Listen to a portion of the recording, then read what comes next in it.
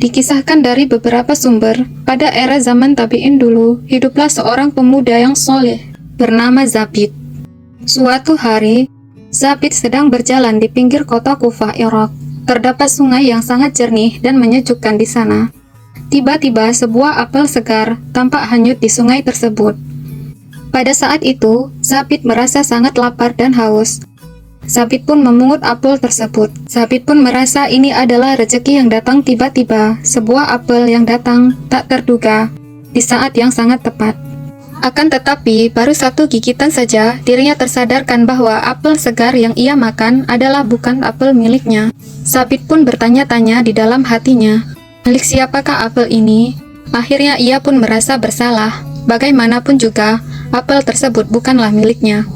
Bagaimana bisa aku memakan sesuatu yang bukan milikku? Gumam Zabid dengan sangat menyesal.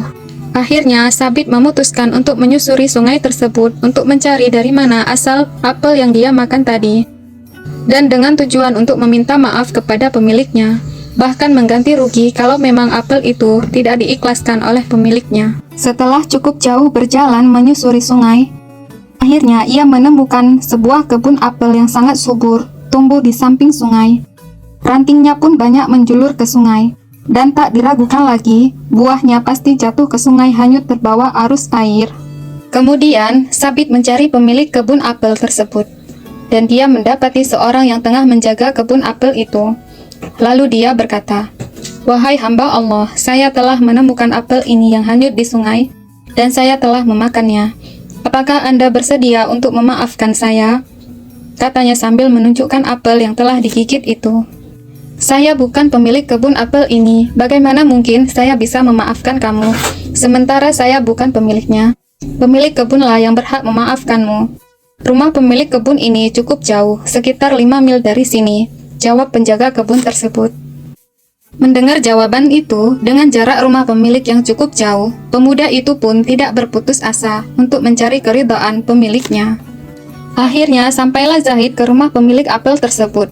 Ia pun langsung mengetuk pintu dan berkata, "Wahai hamba Allah, saya datang ke sini karena saya telah menemukan sebuah apel hanyut di sungai yang jatuh dari kebun Anda.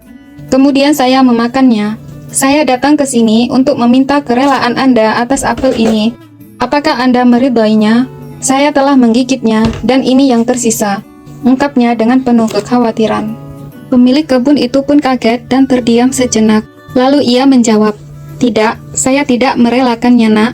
Zabid pun kaget dan ia penasaran dengan sang pemilik kebun yang mempermasalahkan sebuah apel itu. Kemudian Zabid pun menanyakan apa yang harus dirinya lakukan agar sang pemilik kebun memaafkannya. "Demi Allah, saya tidak memaafkanmu, kecuali kamu mau memenuhi sebuah persyaratan," ucap pemilik kebun itu. "Persyaratan apa itu?" tanya Zabid dengan cemas. "Kamu harus menikahi putriku," jawab pemilik kebun itu, yang cukup mengagetkan Zabid. "Menikahi seorang wanita bukanlah sebuah hukuman," gumam Zabid dalam hatinya. "Benarkah itu yang menjadi syarat Anda? Anda memaafkan saya dan saya menikahi putri Anda? Itu anugerah terbesar," ucap Zabid. "Iya, tetapi kamu harus menikahi putriku yang buta, tuli, bisu dan lumpuh, tak mampu berdiri, apalagi berjalan. Kalau kamu menerimanya, maka saya akan memaafkanmu, Nak," kata pria tua itu.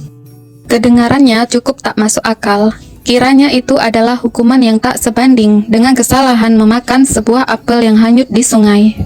Akan tetapi, di satu sisi, Zabid sendiri tidak mau menanggung dosa, karena telah mengambil yang bukan haknya. Lalu Zabid pun menikah dengan anak pemilik kebun tersebut. "Datanglah ba'da Isya untuk berjumpa dengan istrimu, Nak," kata pemilik kebun tersebut lagi.